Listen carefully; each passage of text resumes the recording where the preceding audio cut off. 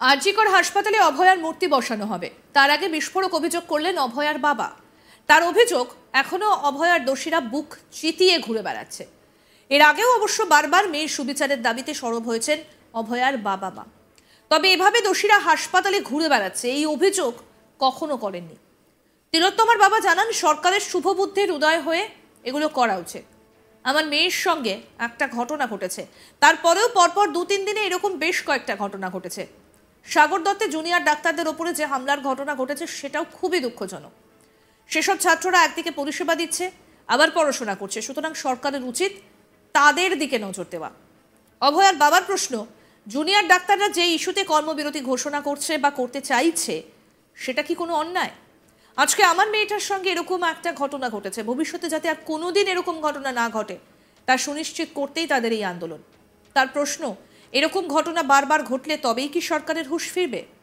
এদিন সুপ্রিম কোর্টে শুনানি নিয়ে তার বাবা বলছেন, শুনানি শুনেছি, আমার কন্যার যে সমস্ত খোলা ছবি সোশ্যাল মিডিয়ায় ঘুরে বেড়াচ্ছে সেগুলির বিরুদ্ধে ব্যবস্থা নিতে সুপ্রিম কোর্ট রাজ্য সরকারকে বলেছে। যদিও বাবা মায়ের বক্তব্য, আমরা সবসময় সুপ্রিম কোর্ট এবং সিবিআই এর তদন্তের ওপর ভরসা রাখছি, আমরা আশা করছি কিছু একটা হবে। সাগর দত্ত মেডিকেল কলেজ এবং হাসপাতালে জুনিয়ররা যে আন্দোলনের ধর্ণা মঞ্চ থেকে পাখা এবং লাইট খুলে নেওয়া হয়েছে সেই প্রসঙ্গে তিলোত্তমার বাবা জানান, এটা থ্রেড কালচারের মধ্যে পড়ে। যে থ্রেড কালচার নিয়ে এত আলোচনা হচ্ছে, কথাবার্তা হচ্ছে, সেটাই ঘুরে ফিরে দেখা যাচ্ছে। যাদবপুরে প্রতিবাদী মিছিল থেকে কাশ্মীর মাঙ্গে আজাদি যে স্লোগান উঠেছিল তা নিয়ে অবশ্য কোনো মন্তব্য করতে চাননি অভয়ার বাবা মা।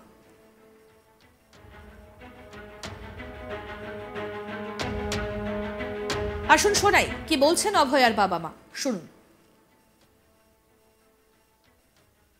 করেছে তারা এখনো ওই সে তো অবশ্যই তারা ঘোরাঘুরি করছে, এখনো তো তারা বুক চিতিয়ে হসপিটাল চত্বরে ঘোরাঘুরি করছে, কিন্তু চশমার ব্যাপারটা আমি জানিও না, আমি এই ব্যাপারে কিছু মন্তব্য করবো না। এই জন্য রাজ্য সরকার সময় চেয়েছে, আদৌ কি সম্ভব? এতদিন সময় লাগছে কেন? এটা হচ্ছে উদ্যোগের না, যার যার মানে সরকারের শুভবুদ্ধির উদয় হয়ে এটা করা উচিত। এরকম একটা ঘটনা আমার মেয়ের সঙ্গে ঘটেছে এবং পরপর 2-3টে ঘটনা 2-3 দিনে ঘটলো। সাগর দত্তে যে ঘটনা ঘটেছে সেটা তো খুবই দুঃখজনক ঘটনা না। আর কিছু নিরাপত্তার ব্যবস্থা করা উচিত। যারা ওটা তো স্টুডেন্ট, কলেজে পড়ে, সঙ্গে গভর্নমেন্টকে পেশেন্ট রুগীদের সেবা যত্ন করে, দুরকম গভর্নমেন্টকে সার্ভিসও দিচ্ছে আবার পড়াশোনা করছে। গভর্নমেন্টকে এটা তো সুবুদ্ধিতে এটা দেখা উচিত। সাগর দত্তের আন্দোলন চলাকালীন পাখা লাইট খুলে নেওয়ার আবার একই চিত্র দেখা গেল আজকে ঘটনা, কিভাবে দেখছেন বিষয়টা? এটা তো একটা থ্রেড কালচারের পর্যায়ে গিয়ে পড়ছে বিষয়টা। কেউ নিশ্চয়ই নিশ্চয়ই যে থ্রেড কালচারটা নিয়ে এত আলোচনা হচ্ছে, এত কথা হচ্ছে, সেটাই ঘুরে ফিরে দেখা যাচ্ছে। তবে জানেন যে কালকে যাদবপুরে কাশ্মীর মাঙ্গে আজাদি, একটা আজাদি স্লোগান উঠেছে, নিয়ে যথেষ্ট না, এটা নিয়ে আমি জানিও না, এই ব্যাপারে আমি মনে হচ্ছে যে আন্দোলনকে কোথাও প্রতিহত করার একটা চেষ্টা। না, এটা এই বিষয়টা আমি জানিও না, এই বিষয়ে আমি মন্তব্য করতে পারবো। যেই জায়গায় দেখা যাচ্ছে ছাত্ররা দিনের পর দিন রাস্তায় বসে রয়েছে, সেই জায়গায় দাঁড়িয়ে এরকম একটা আন্দোলন থেকে মনে হচ্ছে না ডাইভার্ট করার চেষ্টা হচ্ছে?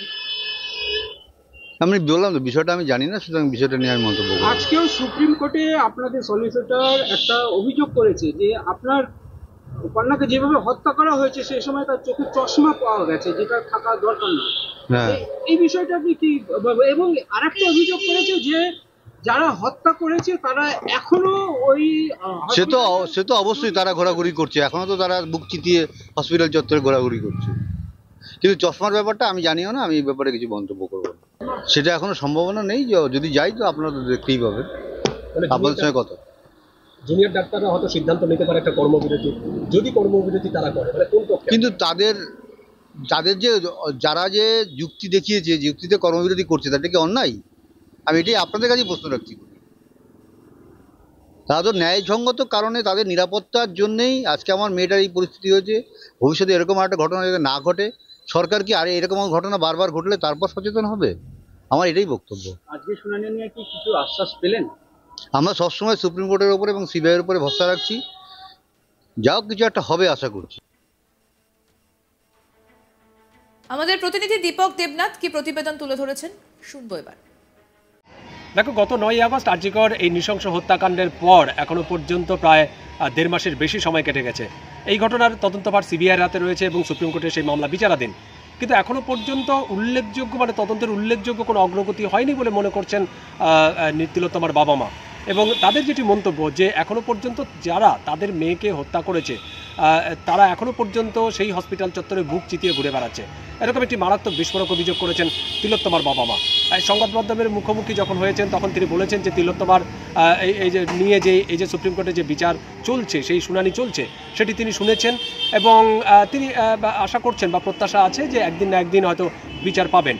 কিন্তু রাজ্য সরকারের উপরে তার যেন কোথাও একটা অসন্তোষ। তিনি বলেছেন যে রাজ্য সরকারের সদিচ্ছার অভাব রয়েছে, কারণ সুপ্রিম কোর্টে তুমি জানো যে সুপ্রিম কোর্ট প্রশ্ন করেছে যে সরকারি হাসপাতালগুলোতে যেই সব অবকাঠামো বা পরিকাঠামো এখনো হয়নি, কেন এত দেরি হচ্ছে, সে ব্যাপারে রাজ্য সরকারের তরফ থেকে 15 অক্টোবর পর্যন্ত সময় চাওয়া হচ্ছে। তো সেক্ষেত্রে তিলোত্তমার বাবা মায়ের প্রশ্ন যে এতক্ষণ দেরি এতটা সময় লাগছে কেন, নিশ্চয়ই কোনো সদিচ্ছার অভাব আছে। এবং তিনি এটাও বলেছেন তাহলে কি রাজ্য সরকার আরেকটা তিলোত্তমা বা আরেকটা অভয়ার মৃত্যু দেখতে চাইছে, কেন এত দেরি হচ্ছে, এরকম প্রশ্ন তুলেছেন। এবং সেই প্রসঙ্গেই তার এই মন্তব্য যে এখনো পর্যন্ত তার মনে হচ্ছে যে তার মেয়েকে যারা হত্যা করেছে বা হত্যার সঙ্গে যারা জড়িত তারা এখনো পর্যন্ত হসপিটাল চত্বরে বুক চিতিয়ে ঘুরছে। তো স্বাভাবিকভাবেই প্রশ্ন উঠছে কেন তাদের এখনো পর্যন্ত তদন্তকারী কর্মকর্তারা এখনো পর্যন্ত গ্রেপ্তার করে উঠতে পারেনি বা গ্রেপ্তার করছে না, তাহলে কি কোনো বিশেষ চাপ রয়েছে, এরকম একটি প্রশ্ন স্বাভাবিকভাবে উঠে আসছে। এবং তিনি এও বলেছেন যে এই যে তুমি জানো যে 10 দফা দাবিতে জুনিয়র ডাক্তাররা ফের আবার কর্মবিরতি শুরু করেছে এবং এই প্রসঙ্গে তার বক্তব্য যে করার কি আছে, কারণ তারা তো যেই জায়গাটায় কাজ করে অর্থাৎ তাদের যে কর্মস্থল সেখানে যদি তারা নিরাপত্তা না পায়, সেখানে যদি সিকিউরিটি না থাকে, তাহলে মানুষের পরিষেবা দেবে কি করে।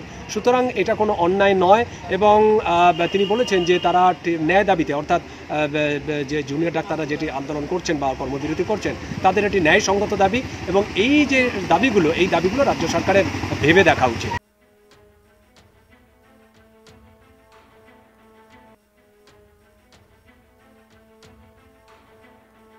এক মাসেরও বেশি সময় হয়ে গিয়েছে, এখনো পর্যন্ত তদন্ত চলছে, সুপ্রিম কোর্টেও শুনানি হয়েছে। সুপ্রিম কোর্টের শুনানি এবং সিবিআই এর ওপর ভরসা রাখছেন অভয়ার বাবা মা, কিন্তু তারা বলছেন আরজিকর হাসপাতালে এখনো পর্যন্ত যারা অভিযুক্ত তারা ঘুরে বেড়াচ্ছে, বিস্ফোরক অভিযোগ করছেন। এখনো অভয়ার দোষীরা রীতিমতো বুক চিতিয়ে ঘুরে বেড়াচ্ছে। এর আগে অবশ্য বারবার মেয়ের সুবিচারের দাবিতে সরব হয়েছে অভয়ার বাবা মা, তবে এভাবে দোষীরা হাসপাতালে ঘুরে বেড়াচ্ছে এই অভিযোগ কখনো করেননি। তিলোত্তমার বাবা জানান সরকারের শুভ বুদ্ধির উদয় হোক, আমার মেয়ের সঙ্গে একটা ঘটনা ঘটেছে, তারপরেও পরপর 2-3 দিনে এরকম বেশ কয়েকটা ঘটনা ঘটেছে। সাগর দত্তে জুনিয়র ডাক্তারদের ওপর যে হামলার ঘটনা ঘটেছে সেটাও খুবই দুঃখজনক, বলছেন অভয়ার বাবা মা। আরও আপডেট পেতে দেখতে থাকুন আজ তাক বাংলার ইউটিউব চ্যানেল, সাবস্ক্রাইব করুন।